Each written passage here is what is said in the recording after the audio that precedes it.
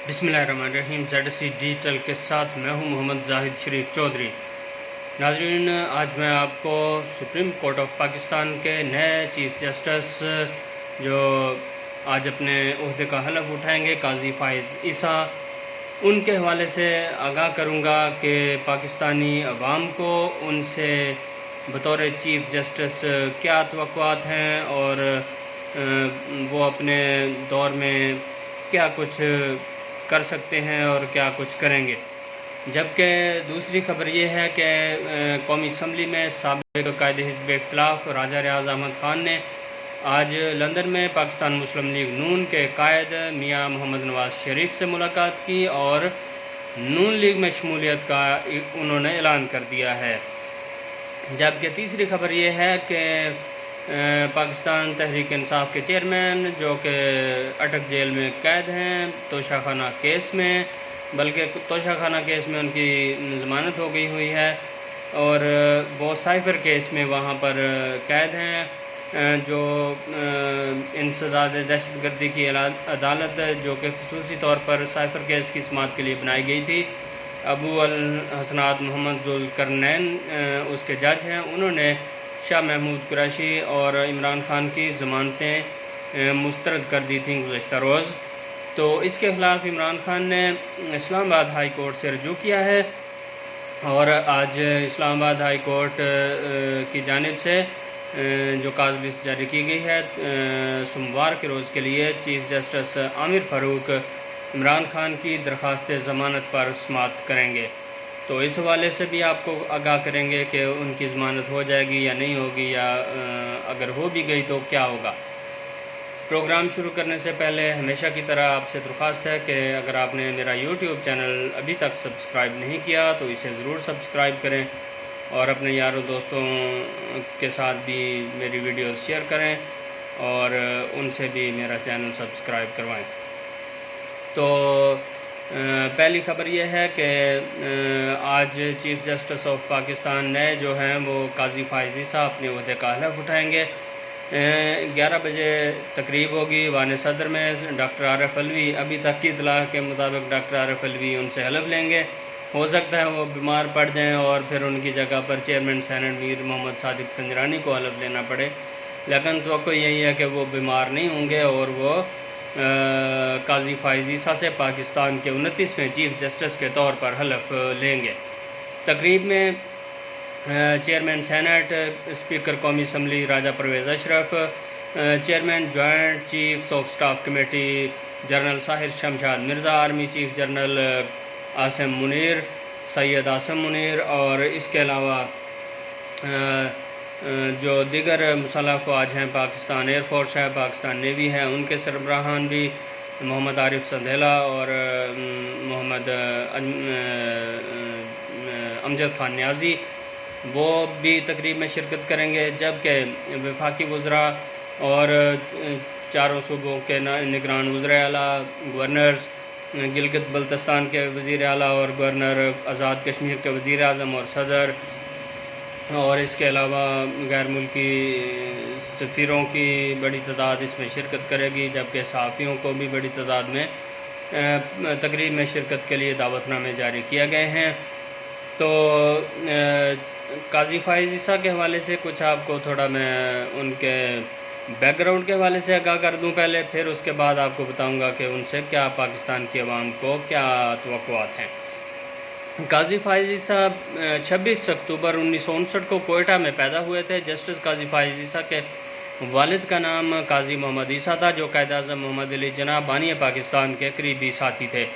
3 नवंबर 2007 को साबिक़ सदर जनरल परवेज़ मुशर्रफ की जानिब से एमरजेंसी के नफाज के बाद जस्टिस काजी फ़ाइज़ ईसा ने PCO के तहत हलफ उठाने वाले जजेस के सामने बतौर वकील पेश होने से इनकार कर दिया था। सुप्रीम कोर्ट ऑफ पाकिस्तान की जानिब से 3 नवंबर 2007 की एमरजेंसी के इक़दाम को कलअदम करार देने के बाद बलूचिस्तान हाई कोर्ट के उस वक्त के तमाम जजेस जो थे वो फारग हो गए थे, जिसके बाद chief justice of Pakistan justice Iftikhar Mohammad Chaudhary ने तमाम काजी फ़ाइज़ ईसा को बराह रास्त बलूचिस्तान हाई कोर्ट का चीफ जस्टिस मुकर्रर किया था। 5 अगस्त 2009 को उन्हें chief justice Balochistan high court तैनात किया गया था। جسٹس قاضی فائز عیسیٰ کو 5 ستمبر 2014 کو سپریم کورٹ آف پاکستان کا جج تعینات کیا گیا۔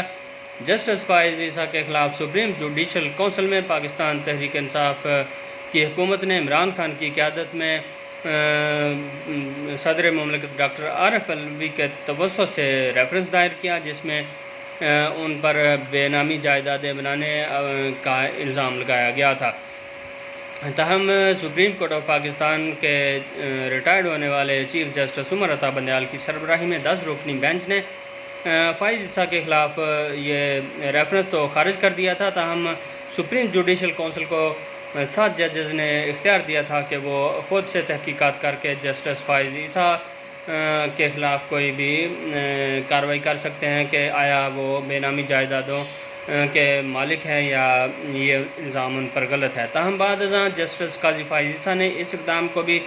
سپریم کورٹ آف پاکستان میں چیلنج کیا اور سپریم کورٹ آف پاکستان کے بینچ نے پھر 6-4 کی اکثریت سے یہ جو تحقیقات کرنے کا آرڈر تھا اس کو بھی کالعدم قرار دے دیا۔ جسٹس قاضی فائز عیسیٰ 25 اکتوبر 2024 کو اپنی 65 سالہ آئینی مدت مکمل کرنے کے بعد بطور چیف جسٹس آف پاکستان اپنے عہدے سے ریٹائرڈ ہو جائیں گے۔ جسٹس فائز عیسیٰ 1 سال 1 ماہ اور 8 دن تک بطور چیف جسٹس آف پاکستان خدمات سر انجام دیں گے۔ ناظرین، اس کے ساتھ میں اب بتا دوں آپ کو کہ پاکستانی عوام کو ان سے کیا توقعات ہیں۔ تو پاکستانی عوام کو ان سے توقعات ہیں کہ وہ سپریم کورٹ آف پاکستان میں جو تقسیم سابق چیف جسٹس عمر عطا بندیال کے دور میں پیدا ہوئی تھی اس کو وہ ختم کرنے کی کوشش کریں گے اور من پسند بینچز بھی نہیں بنائیں گے اور جو ہے وہ سیاسی مقدمات میں بھی وہ نہیں پڑیں گے اور صرف لوگوں کو عام سائلین کو انصاف دینے کی وہ کوشش کریں گے اور سیاست میں وہ مداخلت نہیں کریں گے۔ جو جس طرح کے عمر عطا بندیال کی سربراہی میں جو ہم خیال بینچ تھا وہ خود ہی وہ سارا ٹینیور اپنے وہ کیس سنتے رہے اور سینئر ججز جو تھے قاضی فائز عیسیٰ، سردار طارق مسعود اور سید منصور علی شاہ اور یحییٰ خان افریدی اور قاضی امین الدین خان، ان سب کو وہ بائی پاس کرتے رہے اور اپنی پسند کے اور اپنی جو اکثریت ان کی 7-8 ججز کی تھی اسی کے بل بوتے پر وہ سارے کیس سنتے رہے۔ تاہم اب فائز عیسیٰ صاحب سے توقع ہے کہ وہ ایسا نہیں کریں گے اور سب ججز کو وہ ساتھ لے کر چلیں گے۔ خبر یہ بھی ہے کہ ابھی تک انہوں نے کوئی آئندہ ہفتے کی کاز لسٹ بھی جاری نہیں ہوئی اور توقع یہی ہے کہ وہ کاز لسٹ جاری کرنے سے پہلے منڈے کے روز پہلے فل کورٹ ریفرنس وہ فل کورٹ اجلاس بلائیں گے جس میں وہ مستقبل کا لاہ عمل طے کریں گے کہ کس طرح مستقبل میں سپریم کورٹ کام کرے گی۔ جو سپریم کورٹ کے رولز ہیں 1980 کے ان میں بھی توقع ہے کہ ترمیم کی جائیں گی اور سپریم کورٹ پروسیجر بل جو پارلیمنٹ کی جانب سے PDM حکومت نے بنایا تھا اس کے سماعت کے لیے بھی توقع ہے کہ فل کورٹ بیٹھے گی جس میں ابھی 15 ججز ہیں۔ 2 ججز فائز عیسیٰ صاحب بھرتی کریں گے آنے کے بعد اور توقع ہے کہ وہ سینیورٹی کے اصول کو مد نظر رکھیں گے جس کے حوالے سے وہ پہلے بھی بات کرتے رہے ہیں اور امید ہے کہ وہ سینیورٹی کے مطابق ہی ججز کو اپوائنٹ کریں گے۔ ہو سکتا ہے کہ وہ 2 اسامیاں سندھ سے تعلق رکھنے والے ججز کو دی جائیں تو اس میں چیف جسٹس اور سینئر موسٹ جج آ جائیں گے۔ اگر ایک پنجاب اور ایک سندھ سے سینئر ججز کو لائیں گے تو پھر دونوں ہائی کورٹس کے چیف جسٹس صاحبان کو پھر وہ ایلیویٹ کیا جائے گا سپریم کورٹ کے بینچ میں۔ تو امید ہے کہ قاضی فائز عیسیٰ تقسیم کو بھی سپریم کورٹ میں ختم کریں گے اور سیاسی مقدمات میں بھی نہیں پڑیں گے اور عام سائلین کے مقدمات کو سنیں گے اور انہیں انصاف فراہم کرنے کی کوشش کریں گے اور وہ ملک میں آئین اور قانون کی جو بالادستی ہے اس کو قائم کریں گے اور پاکستانی عوام کی توقعات پر وہ پورا اترنے کی کوشش کریں گے۔ تو یہ تو بطور صحافی بھی میری ان سے یہی توقعات ہیں اور عام سائلین کو عام پاکستانیوں کو بھی ان سے یہی توقعات ہیں۔ جبکہ دوسری خبر یہ ہے کہ قومی اسمبلی میں سابق قائد حزب اختلاف راجہ ریاض احمد خان جن کا تعلق فیصل آباد سے ہے وہ آج انہوں نے لندن میں پاکستان مسلم لیگ نون کے تاحیات قائد اور سابق وزیر اعظم میاں محمد نواز شریف سے ملاقات کی اور ان کی قیادت پر اعتماد کا اظہار کرتے ہوئے نون لیگ میں شمولیت کا انہوں نے اعلان کر دیا ہے۔ اس موقع پر سابق وزیر اعظم اور پاکستان مسلم لیگ نون کے صدر میاں محمد شہباز شریف، سابق وزیر خزانہ سینیٹر محمد اسحاق ڈار، سابق وزیر قانون سینیٹر چودھری اعظم نذیر تارڑ، عمران خان کو توشہ خانہ کیس میں سزا دلوانے والے الیکشن کمیشن کے وکیل محمد امجد پرویز ایڈوکیٹ اور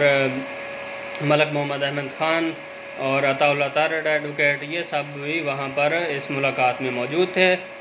ملاقات کے بعد میڈیا سے گفتگو کرتے ہوئے میاں شہباز شریف نے راجہ ریاض کو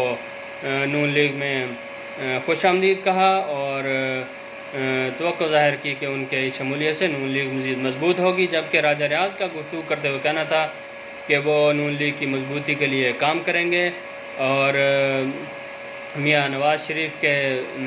21 اکتوبر کو پاکستان واپسی پر استقبال کے لیے جو تیاریاں ہیں اس میں بھی بھرپور اپنا کردار ادا کریں گے۔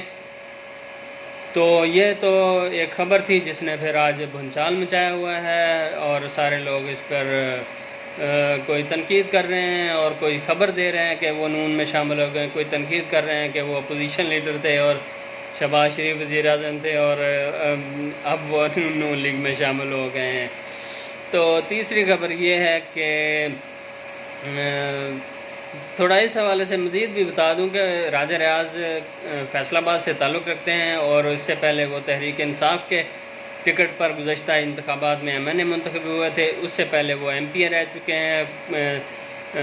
پاکستان پیپلز پارٹی کے ٹکٹ پر اور قائد حزب اختلاف بھی رہ چکے ہیں پنجاب اسمبلی میں اور سینئر وزیر بھی رہ چکے ہیں۔ نون لیگ کے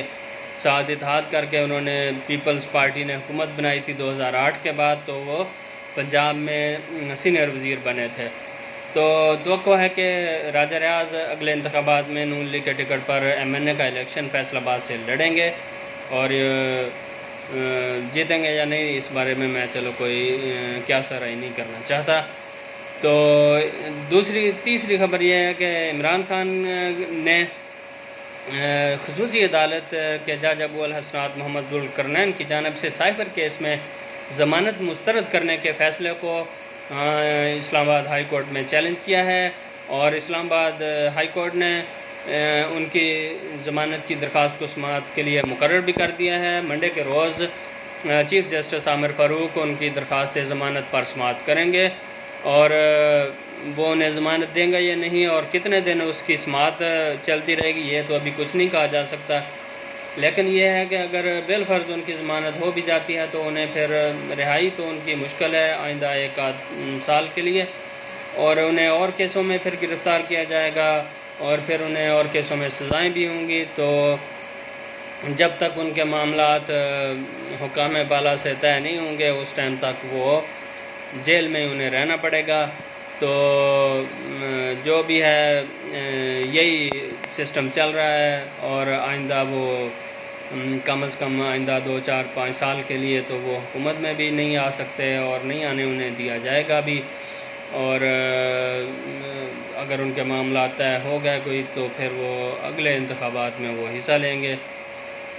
یہ جو انتخابات آ رہے ہیں فروری میں ہوں یا اس سے پہلے ہوں یا بعد میں ہوں، اس میں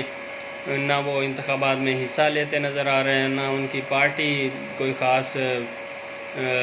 حصہ لیتی یا اس میں الیکشن لڑتی یا اس میں کامیابی حاصل کرتی نظر آ رہی ہے، وہ اسی طرح ان کو گزارا کرنا پڑے گا۔ ناظرین، امید ہے کہ آپ کو میرا یہ پروگرام پسند آیا ہوگا۔ پروگرام دیکھنے کا بہت بہت شکریہ۔